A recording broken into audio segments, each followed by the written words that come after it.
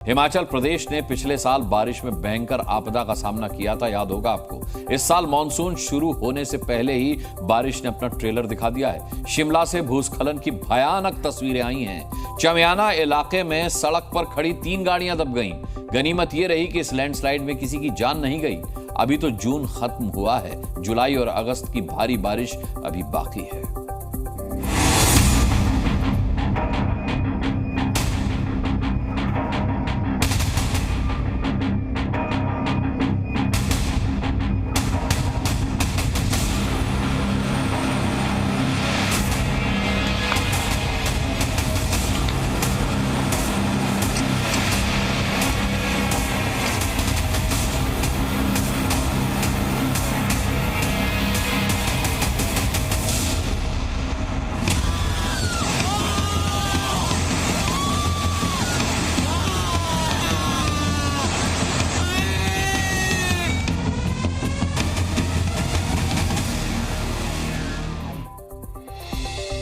Monsoon के आते ही जोशीमठ की चिंता एक बार फिर से बढ़ने लगती है। इस बार मॉनसून में ज्यादा बारिश की संभावना जताई जा रही है।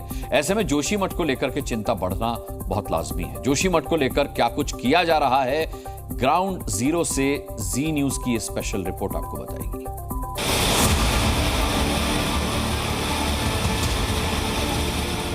ये तस्वीरें आज भी कोई भूला नहीं होगा। ये तस्वीरें पिछले सालों की हैं, जब जोशीमठ दरक रहा था, पहाड़ टूट रहे थे, लोग बेबस थे और प्रशासन कोशिश कर रहा था कि सब कुछ संभल जाए।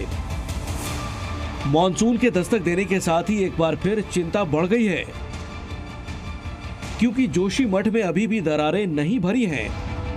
जर्जर निर्माण के दरकने का डर लगातार बना हुआ है। आज जी न्यूज की टीम एक बार फिर ग्राउंड जीरो पर मौजूद है। ये उत्तराखंड के चमोली में स्थित जोशीमठ बद्रीनाथ धाम यात्रा का सबसे प्रमुख पड़ाव है। लेकिन अब जब देवभूमि में मॉनसून कदम रख चुका है, तो इस बार भी जोशीमठ को लेकर चिंता बढ़ रही है। प्रशासन का दावा है कि इस बार वो किसी भी विपरीत हालात से निपटने के लिए पूरी तरह तैयार है। अगर कहीं पर उनको शिफ्ट करने की आवश्यकता हो, जो 15 घर तो हमने वहाँ बनाए हुए हैं ढाक में प्रीफैब का, जो कि खाली है, तो वहाँ भी एक हमने व्यवस्था किया हुआ ऑल्टरनेटिव की जरूरत पड़ेगी तो वहाँ कर सकते हैं। और कहीं जरूरत पड़ती है कहीं पर होटल में रखने का, या तो वी आर रेडी जो सर्कमस्टांसेस के अनुसार। प्रशासन को उम्मीद है कि अगले 15 से 20 दिन में डिटेल प्रोजेक्ट रिपोर्ट शासन को भी सौंप दी जाएगी। जोशीमठ में एक कंट्रोल रूम बनाया गया है, जिसमें आपदा प्रबंधन, आईटीबीपी, पर्यटन और अन्य विशेषज्ञ शामिल किए गए हैं। मॉनसून के दौरान अगर जोशीमठ में घरों या जमीन की दरारें बढ़ती हैं, तो कंट्रोल रूम इस पर नजर रखेगा। इसके लिए जोशीमठ के हर हिस्से में जियो फिजिकल इन्वेस्टिगेशन किया गया है।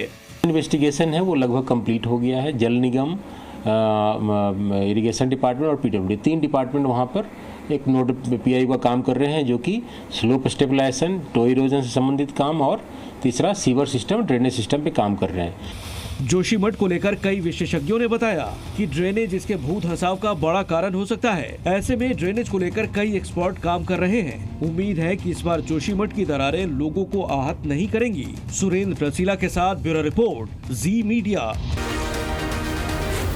जी न्यूज।